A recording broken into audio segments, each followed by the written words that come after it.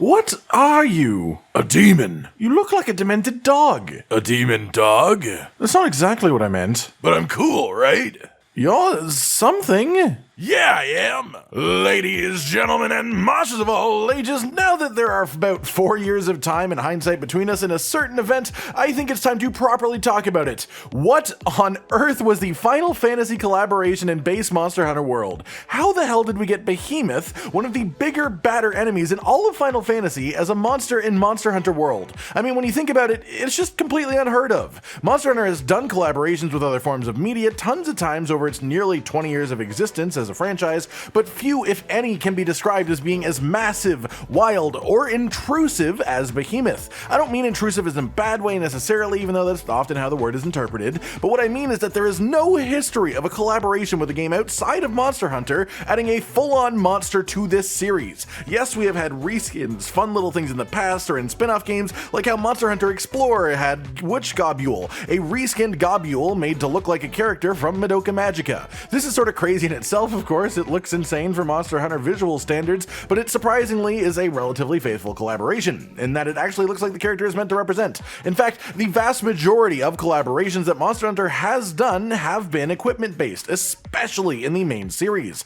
Weapons, armors, things like that, nothing that's overly impactful. Things that do affect the game in the sense that you can see someone walking around looking like they belong in Attack on Titan, because, well, they do, but these are relatively small. They are there, they are fun, but they have limited overall effect on your game experience. Then we come to Monster Hunter World. This is the first Monster Hunter game that genuinely had a full-on monster created for a collaboration event. A full-on part of the actual roster that you have to hunt for a quest, that you have to learn. It has its own unique equipment as well, and it has a surprising effect on the game as a whole. Of course, World also had the Witcher event, which added a monster in itself, and maybe we'll talk about that another day, but I would argue, at least in terms of the monster added itself specifically, it still had absolutely nothing on the insanity that was Behemoth. Why specifically do I feel this way? Well, before we even talk about the fight itself, which is its own thing, let's talk about the greater impact on the lore of Monster Hunter. Behemoth is officially classed as an Elder Dragon. That's right, technically speaking, if you want to be really particularly by the book, Behemoth is actually an official Monster Hunter monster now, and that classification is what makes it real. Sure, you can easily argue it isn't canon, and that is why most people don't really bring it up when they're talking about Elder Dragons, but it is an undeniable fact that the list of Elder Dragons in Monster Hunter games includes Behemoth, a creature from Final Fantasy, and that in itself is ridiculous. I am one of you! But that is before we even get to the fight, because, well, there's just an ungodly amount of effort put into this fight. It is undoubtedly the most work that has ever been put into a crossover in Monster Hunter history. I mean, yes, it is a new monster of the series, and that itself is a gigantic effort to create, but it isn't just any new monster. It is an incredibly complex creature. It isn't like they just stuck in a brand new raptor, it's an Elder Dragon, and it has mechanics that put most Elder Dragon fights to shame as well, as far as their depth at the very least. From the ground up, this was designed to essentially be a raid boss, but in Monster Hunter format, in a way that could be fought by hunters. And while at the time I found it absolutely infuriatingly difficult to take on, my nostalgia goggles hindsight of the whole thing is actually extremely positive. I think it is one of the most unique things that has ever happened in the entire series, and it only lasted for a fleeting moment in comparison to the development time that was clearly put into it. What I mean by a raid boss fight is that it didn't work like a normal Monster Hunter fight. There was an attack called Charybdis, which I'm still probably mispronouncing 4 years later, and this targeted a hunter. When you were targeted with his attack, a few seconds later you would drop a tornado on the floor under you, and this tornado would last a surprisingly long time. If you ignored this happening and just let it go on you while fighting the monster, you'd wind up putting a tornado right in his face and making it hard to actually fight in that area because, well, there'd be a frickin' tornado in the way. Extreme Behemoth made this even sillier though, as the tornadoes would last way longer and happen even more frequently, so the concept of space management was introduced to Monster Hunter. It isn't something that we've never had to deal with, but never on this scale, to this degree, because the entire point of this mechanic was to get the hunter to walk away from the monster, put the tornado against a wall, and then go back in. Because if you didn't, you would just make the fight way harder than it had to be, not just for you, but for all the hunters around you, for the entire rest of the zone that you're fighting in. Then there is Meteor, which targets a hunter and then drops, well, a meteor on their head after a few seconds. Again, this is designed to make you think extra hard about your positioning, make sure you aren't too close to the other hunters, and dodged a timer-based attack. He also has thunder attacks that drop massive amounts of lightning from the sky. Pikachu using thunder! Thunder Smash! Pikachu! Ow, fuck. Oh, God! But we haven't even reached the craziest parts of its moveset yet.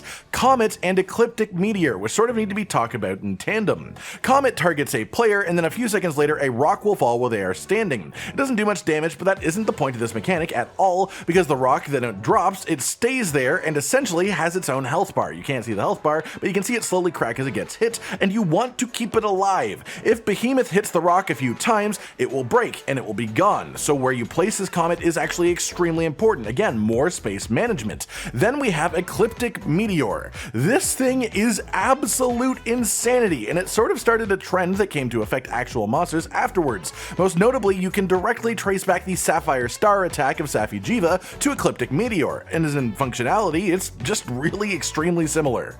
The original.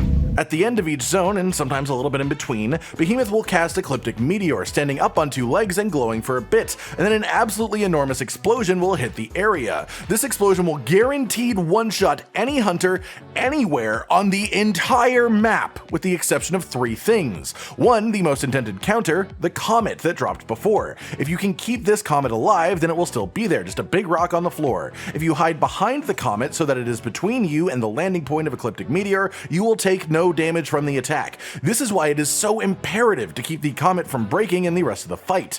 The other ways are by being in the tent, which would just be luck of timing and circumstance, as there is nowhere close enough time to get to a camp and into a tent once the cast is started, and the third is with the jump gesture that was added with the Final Fantasy collaboration. If you time it just right, there are actually a few frames where you pop out of existence, and during those the meteor will not affect you. And that's not the end of the mechanics either. Behemoth also has an enmity mechanic, which essentially means the game wants you to have a player who will act as a classic RPG tank role. The player who hits the head the most, or otherwise does the most damage if no one's attacking the head, will essentially taunt the Behemoth, and it will focus all of its non-magical attacks on that player for a period of time, which allows all the other players to focus on their damage more than anything else. This mechanic was also directly transferred to Safi'jiiva, once again Safi'jiiva, which again is quite interesting that they considered this monster enough of a success to include multiple of its mechanics in other places for future monsters. Extreme Behemoth made some of these things even crazier, including adding a DPS check to the third phase, where if you didn't do enough damage in a short time period,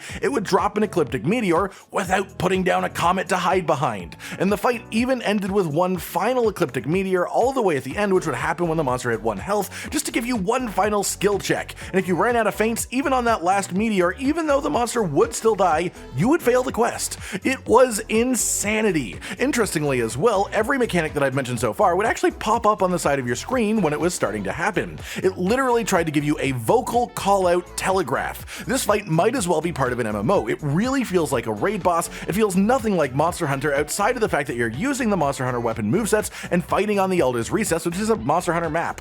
Extreme Behemoth specifically is objectively one of the hardest quests that has ever been in a Monster Hunter game, and it is near impossible to complete solo, as it is balanced around 4 players no matter what you do, which of course makes the feint limit even more punishing when you consider that Ecliptic Meteor is a one-shot. Behemoth as a whole was an absolutely out of left field addition to the series. I mean, they even changed the way the damage numbers look in this specific quest to look like Final Fantasy damage numbers. It's crazy. There's been nothing like it before, and there may not be anything like it again. A full-on monster added, no, a full-on Elder Dragon classified collaboration monster unlike anything else. The fight itself was ridiculous. The fact that the monster was made just for this was ridiculous, and the fact that it is a genuine Monster Hunter Elder Dragon is once again ridiculous. The whole thing from the ground up is just an absolute anomaly, and yet it is something that I remember extremely fondly, even if it caused me a lot of pain at the time. I still can't believe that this was even a thing that we had happen, and while I think I'd like to see something of this kind happen again in the future,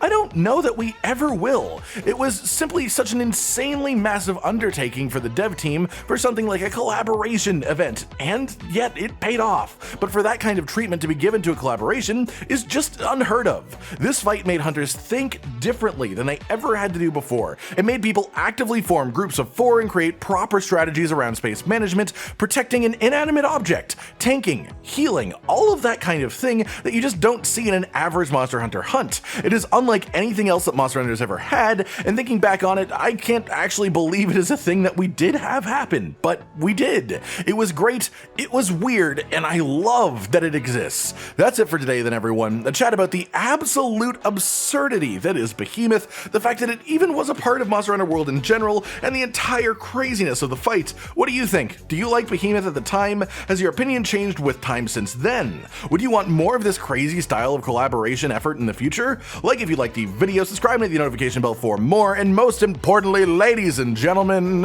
until next time, stay sweet. Josh, Cotton, and Hollow with the videos, dropping the humor like a hammer on your tippy toes, bringing entertainment on a daily arrangement to take our insanity and turn it into entertainment. Yes, I said entertainment twice, to reiterate that it is nice to look into your faces on a mostly daily basis when you let us in your homes to make the whole world a stage. Goodbye.